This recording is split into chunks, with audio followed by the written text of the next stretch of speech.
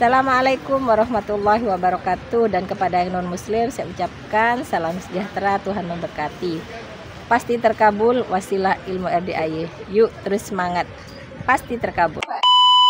Enggak setia Pak ya? Enggak setia. Yang setia Quran. Betul. Jadi sekarang pilihannya, Baca Quran. kalau Bapak ke proyek, apakah itu jadi teman kita dikubur? Enggak. Tapi kalau Bapak baca Quran, itu teman kita di dalam kubur. Kenapa? Karena istri tercinta tidak akan nemenin kita di dalam kubur kalau kita mati. Dia cuma nganterin di kuburan, setelah itu ditutup pakai tanah, dia pulang. Alasannya kita tanya, kenapa pulang mah?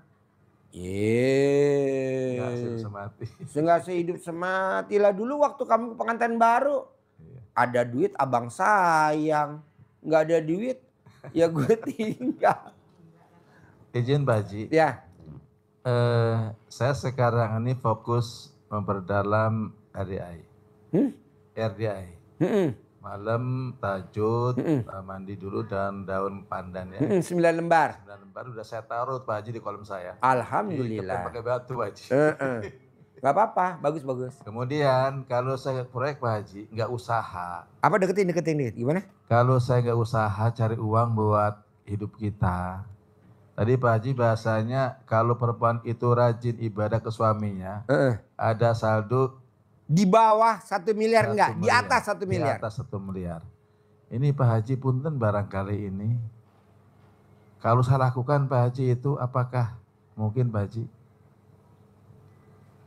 Saldo itu apakah pasti Pak Haji? Nih saya ajarin nih Pak. Siap.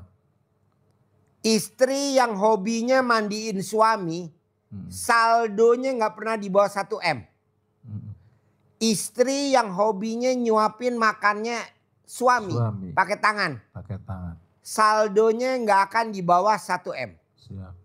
Istri yang hobinya kalau suaminya pipis dicebokin pakai tisu pakai tangannya dia. Saldonya nggak akan di bawah 1 M. Barakallah. Istri yang hobinya ngejawab WhatsApp suaminya. Jadi kan suaminya suka nanya, Mamah lagi apa? Iya. Ibu jawab, Lagi masak. Lagi masak, lagi nonton papa. Mamah lagi apa? Lagi lihat papa live. Kalau misalkan saya, Pak Haji. Mama lagi apa? Nah, dijawab. Itu saldonya nggak pernah di bawah 1 M. Padahal cuma ngejawab 1 kata. Artinya apa? Mahabbah sama suami. Betul. Karena ridhonya Allah, ridhonya suami. Tapi kan kita kadang enggak. Nanya istrinya, misalkan jam 3. Mama lagi apa? Jawabnya ntar. Jam 10 malam. Bikin paleng. Ya nggak boleh lah. Gak ridho suami. Iya. Istri yang hobinya ngemot alat kelamin suaminya. Alias memuaskan. Saldonya nggak akan di bawah 1 miliar. Coba ibu emot. Sehari 2 kali. Bohong.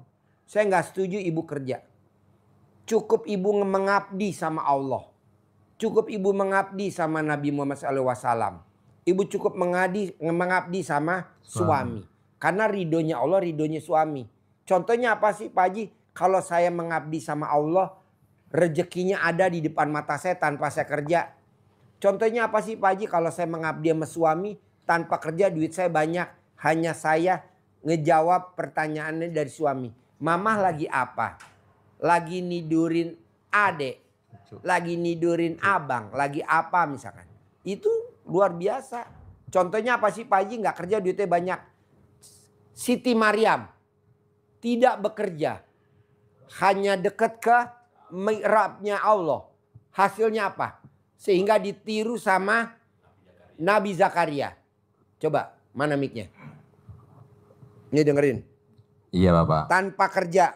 Jadi di kisahnya Nabi Zakaria dan Maryam, munajat kepada Allah saja itu Siti Maryam di mihrabnya, artinya doa tidak kemana-mana, tidak pernah GoFood, kan belum ada GoFood, tidak belanja, tidak masak, tidak metik buah-buahan, tidak ke sawah, dia disimpan. Tetapi makanan buah-buahan selalu ada di sekitarnya. Di mihrabnya Maryam selalu ada. Ditanya oleh Nabi Zakaria, dari mana itu? Setiap hari ada aja makanan di sisimu, di sekitar mihrabmu. Alhamdulillah, Maryam jawabnya bukan nggak tahu, tahu-tahu ada. Nggak dapat ilmu kita kalau Maryam jawab seperti itu. Apa jawabnya Maryam? Alhamdulillah, ini semua dari Allah. Tersentak Nabi Zakaria. Jadi dengan dekatnya Maryam kepada Allah, kehidupannya dijamin oleh Allah bagaimanapun caranya. Bahkan buah-buahan itu, makanan itu hadir di situ bukan musimnya.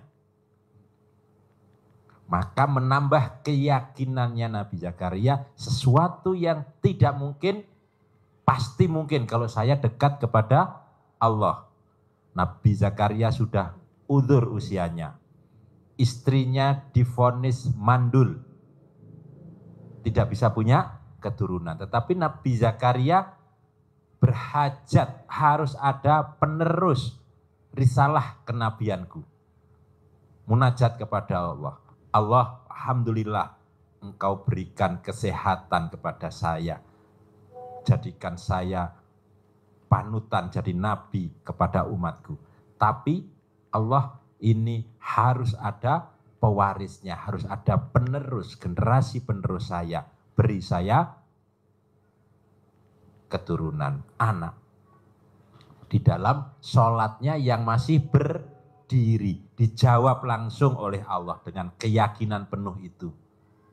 Melalui malaikat Jibril, Allah menjawab, kamu pasti punya keturunan, punya anak. Akan segera punya anak. Bingung Nabi Zakaria. Emang benar? Apa ya tanda-tandanya kalau Allah akan memberikan keturunan kepada saya? Tanda-tandanya kamu tidak akan bisa berbicara, tidak bisa berkomunikasi dengan manusia selama 3 masa. Kunci mulutnya.